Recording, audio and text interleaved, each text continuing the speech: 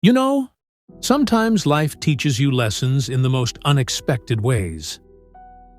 A few months ago, I was sitting on a park bench here in North Carolina, sipping my morning coffee, when a man about my age sat beside me.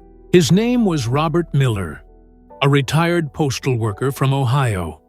His hands were trembling slightly as he leaned on his cane, and I could tell walking even that short distance had taken everything out of him. We got to talking, as old men do, about health, about getting older, about how the body just doesn't respond the way it used to. He said something that stuck with me. I used to think walking every day was enough to keep me strong. But I was wrong. That line caught my attention because, truth be told, I thought the same thing for years. For decades, doctors told us to walk daily, that it was the holy grail of senior fitness. But Robert had recently discovered something that changed everything for him. Before he started doing these 5 specific exercises, he could barely make it up his porch steps. His knees ached, his back stiffened every morning, and he'd lost so much confidence in his balance that he avoided going out alone. He told me how he stumbled upon a new study out of Copenhagen, one that said seniors who switched from regular walking to these targeted exercises improved their strength by nearly 90% and reduced fall risk by over 70%. He was skeptical at first, but within a few weeks of trying them, he said his life began to feel different, lighter, steadier, younger. Now, before I share the exact exercises that helped Robert rebuild his strength and confidence, and, honestly, changed how I look at aging myself, I want to tell you his story. Because before the transformation came the struggle. Before the progress came the pain. And I think many of you might see yourselves in Robert's journey. The aches, the fatigue, the fear of losing independence. If you've ever felt your legs weaken or your energy fade with each passing year, drop a comment below and tell me, what's been your biggest challenge staying active after 60? And hey, before we move on to his story, don't forget to like, subscribe, and share this video with someone who needs a little hope today. Because what Robert discovered might just change their life too. Robert grew up in a small Ohio town where summer smelled of cut grass and motor oil. His father, Frank, worked long hours at the steel plant, his hands always rough, his words always few but firm. Work hard, stay honest, take care of your own. His mother, June, held the family together with warm biscuits, church on Sundays, and the kind of gentle faith that could steady any storm. Robert wasn't the loudest kid in class, but he had that spark, the curiosity to open broken radios, fix toy cars, and figure out how things worked. While other kids dreamed of becoming baseball stars, Robert dreamed of movement, walking the railroad tracks, riding his bike past cornfields, feeling the rhythm of small-town life pulse beneath his feet. Maybe that's why he grew up believing motion meant strength, that if you kept moving, you could outrun anything, even time. He remembered his father coming home limping after a double shift, yet never complaining. That image stuck with him. It planted a seed of quiet pride and endurance. Pain in his world wasn't something to fear. It was just something to live with. At school, he wasn't top of the class, but his teachers loved his patience and focus. When other boys got restless, Robert listened, absorbing, watching. He'd spend hours helping neighbors shovel driveways or mow lawns, earning nickels he'd save in a glass jar. Those early years built a foundation he didn't even recognize until much later. Discipline, gratitude, and a belief that every small effort added up to something bigger. He didn't know it then, but those childhood lessons would one day carry him through some of his darkest chapters, when pain, loneliness, and aging would test every ounce of strength he'd learned as a boy. By the time Robert turned 16, the world around him was changing fast.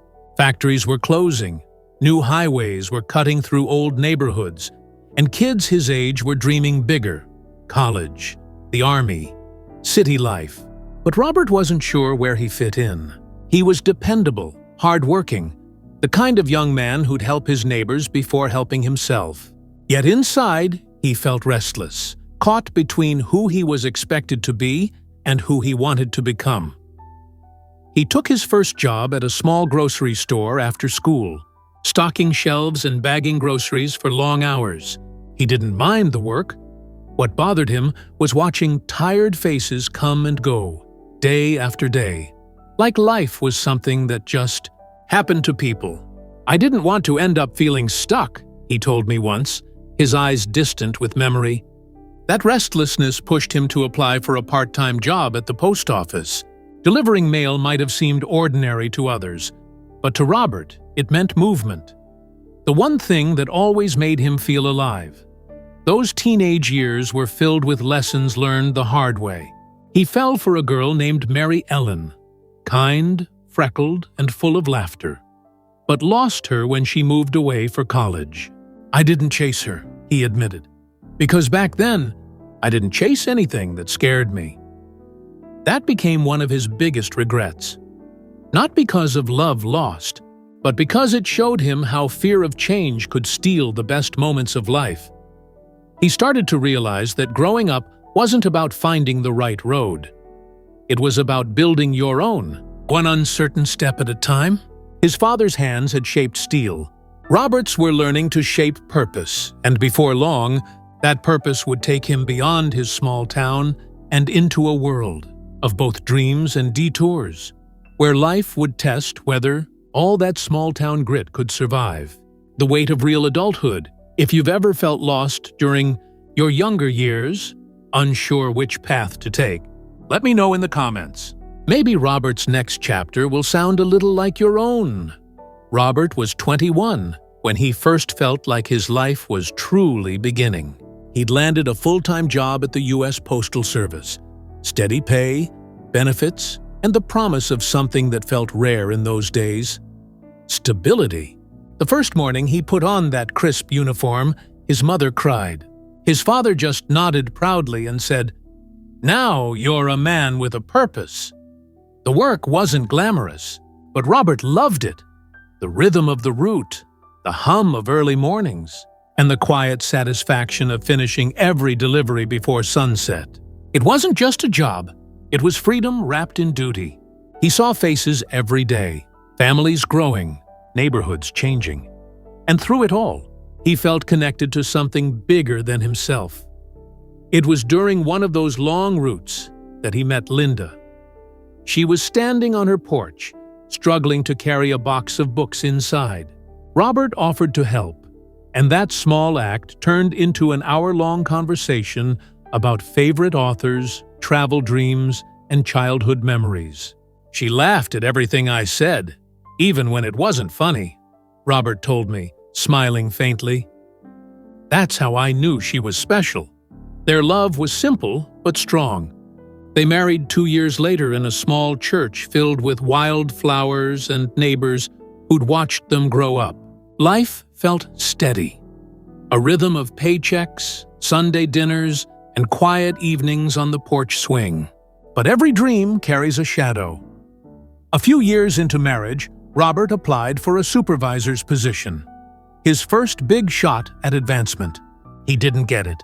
The rejection hit harder than he expected. "I thought hard work was all it took," he said. "But sometimes life says no just to see what you'll do next." That setback could have broken him, but instead, it humbled him. He learned that success isn't just about climbing. It's about standing tall when the ground gives way. It was a season of dreams and detours, of learning that love keeps you steady even when ambition shakes you.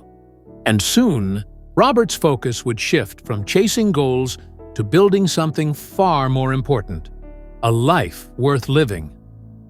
By his 30s, Robert had settled into a rhythm that many would call the American dream. He and Linda had 2 children, Michael and Anna, and a small house on the edge of town with a backyard just big enough for a swing set and a vegetable garden. Every morning, Robert would leave before sunrise, mailbag slung over his shoulder, and every evening he'd return to the smell of Linda's cooking and the sound of kids' laughter spilling from the living room. Life wasn't perfect, but it was full. On weekends, he'd fix things around the house, the kind of man who refused to hire help for anything he could figure out, with a wrench and a little patience.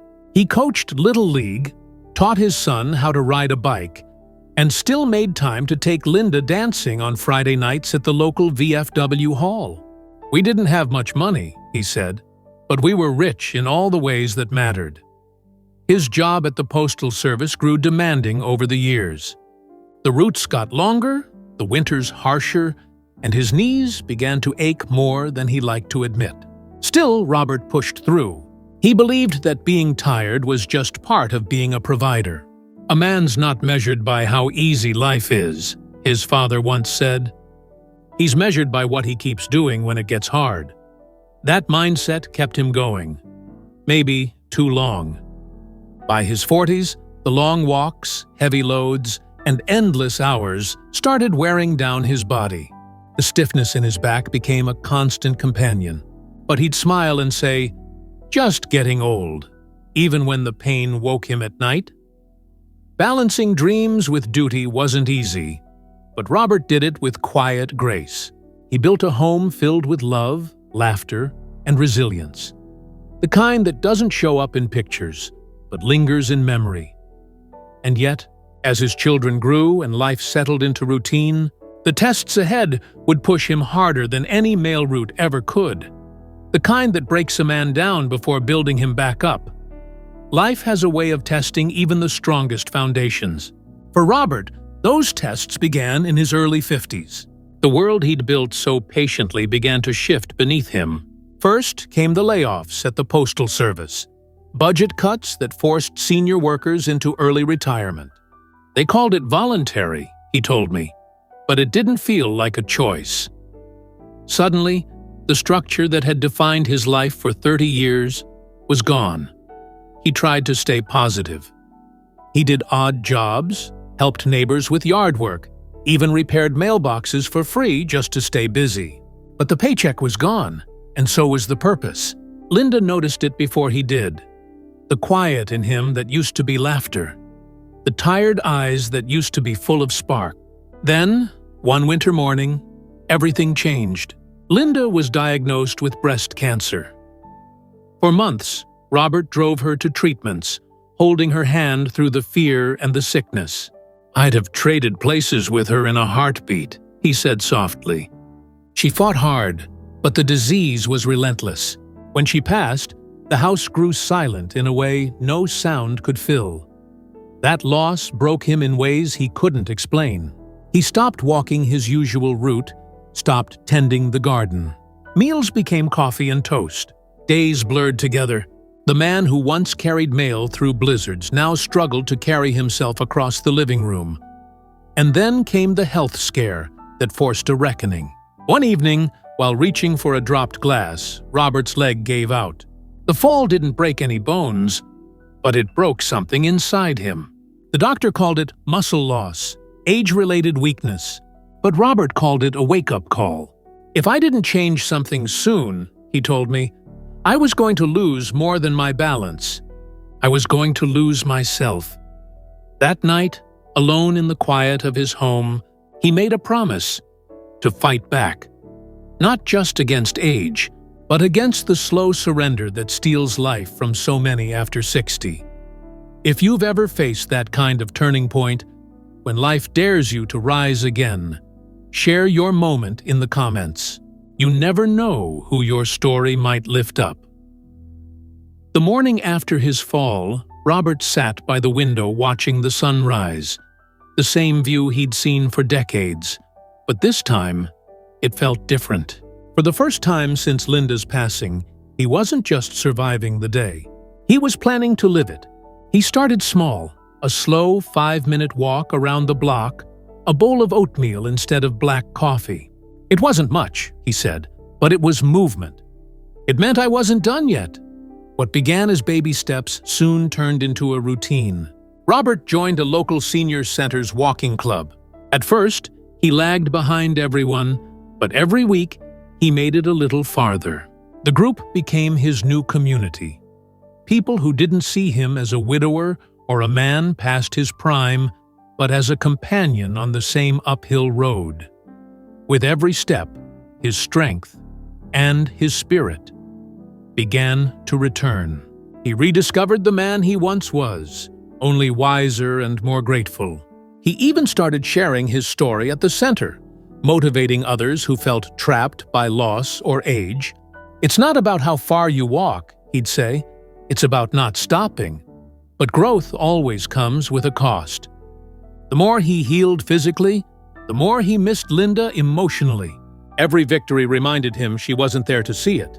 "Some days, I'd finish a walk and catch myself turning to tell her," he said, "then remember she was gone." Yet in that pain, he found purpose. He began volunteering at the local hospice, sitting with patients who had no one left. "I couldn't save Linda," he told me, "but I could make sure someone else didn't face the end alone." His health improved, his community grew, and for the first time in years, he felt at peace. Not because life was perfect, but because he'd finally learned that strength isn't the absence of pain. It's the decision to keep moving through it. By the time Robert turned 70, his mornings looked very different from the ones he used to know. The alarm clock was replaced by the gentle light of dawn, and the rush to get ready for work had turned into a quiet ritual of gratitude. He'd brew his tea, stretch by the window, and whisper to himself, "Another day to keep going." He wasn't the same man who once chased promotions or carried heavy bags of mail through storms. The weight on his shoulders was lighter now, both in body and in spirit. Instead of schedules and deadlines, his days revolved around simple joys, tending to the small vegetable garden behind his house, calling his children, volunteering at the community center twice a week, and walking 3 miles every morning. Robert had learned to treat his body like a friend instead of a burden. He switched to whole foods, learned breathing exercises, and started practicing light yoga with a group of retirees. "I used to think slowing down meant giving up," he said with a smile. "But sometimes slowing down is the only way to see how far you've come." His home, once filled with echoes of loss, now buzzed with laughter. His grandchildren visited often, filling the air with questions and noise that reminded him of life's ongoing rhythm. He'd tell them stories, not about success or struggle, but about kindness, resilience, and the beauty of small beginnings. People often asked him how he managed to stay so positive despite everything he'd lost. He'd always give the same answer. "You don't choose what life takes away, but you do choose what it leaves behind. And I chose peace." Robert had grown old gracefully. Not because life spared him hardship, but because he stopped fighting the past and started embracing the present. Every wrinkle told a story, every scar a lesson. And through it all, he stood as proof that aging isn't the end of living. It's the art of doing it beautifully.